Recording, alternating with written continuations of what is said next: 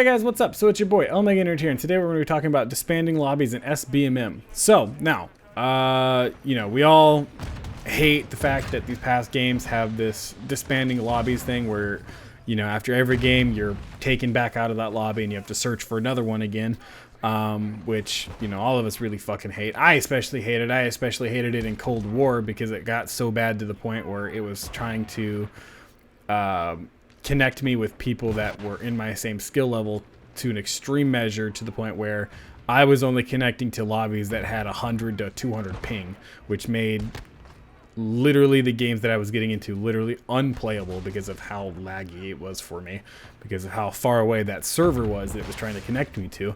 But with this tweet that they put out saying that they've heard a lot of us on disbanding lobbies and that they're going to be working on tweaks to increase the chances of the lobby staying together and improving the UI when it happens, to me basically sounds like that they're going to be increasing the chances that you're going to be staying in that lobby so that you will have less instances where you're being pulled out of the lobby to search for another one to kind of keep you in your same skill bracket thing or whatever the fuck.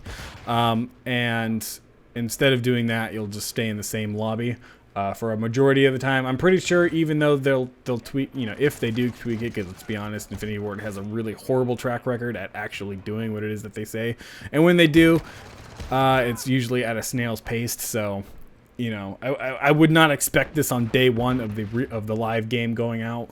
But if this were if they actually do this, I still imagine at some point you're still going to get pulled out of the lobby at some point, because the algorithm that's attached to the skill-based matchmaking doesn't just track how well you performed in that game. It also tracks like what game mode you play and what game mode you prefer. So I mean, at some point it's still probably going to pull you out because of the fact that it's still calculating and still tracking like other things like again game modes and shit. So I don't really think, no matter how much tweaking they do to it, that it's going to that it's going to be 100% better than what it's normally at. But, if they actually stay true to their word and stay true to what they just tweeted here, it could be a good thing. I've also seen some complaints from people that they don't like this tweet and they actually want lobbies to still keep disbanding and shit, which my question is why? Like, if you don't like the lobby, just back out, hit the B button, right? Like, just back out. You don't need an algorithm to do that for you, right? And, for all the people that are just like, well, we still need to have that for, the people that really need to be in their own protected brackets. I'm just like, well, that's fine.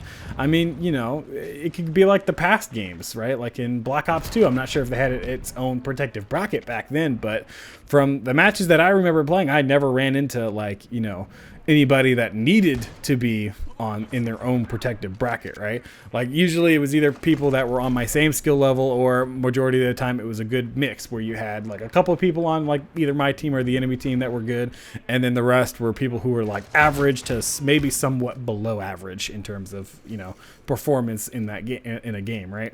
But for the people that that don't like the lobbies disbanding, and for the people that do like the lobbies disbanding, I kind of agree, because I saw Espresso's video where he was talking about a similar thing, but in that video he suggested maybe having like a toggle switch, like kind of what we have for the score streaks. If you want to do kill streaks and just use that, use kills to earn your stuff, you can leave it on the kill streak. Or if you want to use score, because maybe you're not as good or proficient with getting enough kills to get all your score streaks, you could toggle a little switch that switches it from being a kill streak to a score streak, so that instead of needing kills to unlock your stuff, you just need score.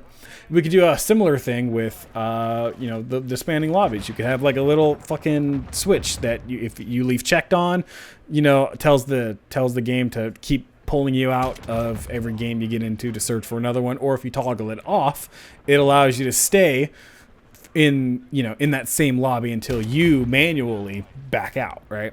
And again, I mean, that sounds like a good idea on paper, but again, with SBMM and the other things that it tracks, it may still probably, even if you have it ticked off to stay in the, to stay in lobbies, it may still eventually pull you out, because again, it tracks more than just how your performance and shit.